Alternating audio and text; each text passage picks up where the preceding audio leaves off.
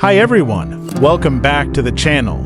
Today, we're diving deep into a modern conflict that reshaped global politics, military strategy, and the lives of millions, the war in Afghanistan. Running from 2001 to 2021, this 20-year war was a struggle between NATO forces, primarily the United States, and the Taliban. It's a story of conflict, resilience, and the limits of power. Let's explore how it began, unfolded, and ended, and the lessons it leaves behind. The roots of the war in Afghanistan go back much further than 2001. Afghanistan has long been a land caught between empires and ideologies. But we'll start with the Soviet-Afghan War in the 1980s. During that time, Afghan Mujahideen fighters resisted the Soviet occupation, supported by U.S. funding and weapons. When the Soviets withdrew, Afghanistan plunged into civil war, which ultimately gave rise to the Taliban in the 1990s. The Taliban, with its strict interpretation of Islam, ruled much of Afghanistan by the late 1990s. At the same time, Al-Qaeda, an extremist group led by Osama bin Laden, found a safe haven in Afghanistan under Taliban rule. On September 11, 2001, the world changed. Al-Qaeda terrorists hijacked planes and launched attacks on the U.S., killing nearly 3,000 people. In response, President George W. Bush declared a war on terror with a primary goal: dismantle Al-Qaeda and prevent future attacks. Within weeks, the U.S. demanded the Taliban hand over bin Laden.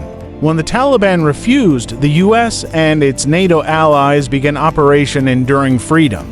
The mission initially focused on targeting Taliban strongholds and Al-Qaeda camps. By December 2001, with the help of Afghan anti-Taliban groups, the Taliban regime had largely collapsed. But the war was far from over. The first months of the U.S. invasion seemed like a quick victory. The Taliban was ousted, Al-Qaeda camps were destroyed, and a new government was established under Hamid Karzai. But as NATO forces started to leave, the Taliban regrouped and re-emerged. They launched a brutal insurgency, relying on tactics like guerrilla warfare and suicide bombings. This is where the war became much more complex. The US and NATO forces now faced two missions: fighting the Taliban insurgency and helping Afghanistan rebuild as a stable democracy.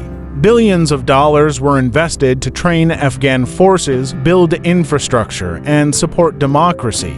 But nation building proved difficult. Corruption was rampant, and the Afghan government struggled to win support in rural areas where the Taliban remained influential.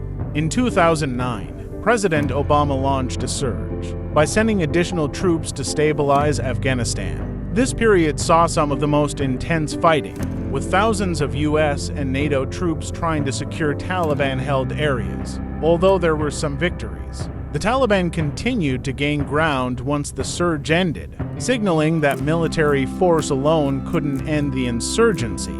Fast forward to 2020, after almost 2 decades. Both the U.S. and Taliban agreed it was time to negotiate. The Doha Agreement was signed, which set a timeline for the U.S. to withdraw. In 2021, President Biden announced the final withdrawal of U.S. troops by September. However, as soon as American forces began to pull out, the Taliban launched a rapid offensive, reclaiming city after city, culminating in the fall of Kabul in August. The Taliban had returned to power. The war in Afghanistan left a profound impact on Afghan society, international relations, and the way modern wars are fought. It demonstrated the complexity of insurgency, the challenges of nation building, and the consequences of protracted conflict. Today, Afghanistan faces an uncertain future under Taliban rule again, as millions of Afghans, particularly women and minorities, navigate a society drastically different from what they were promised. Thanks for watching, and please comment with your thoughts whether it's about lessons learned, missed opportunities, or the way this war has shaped the world. See you next time.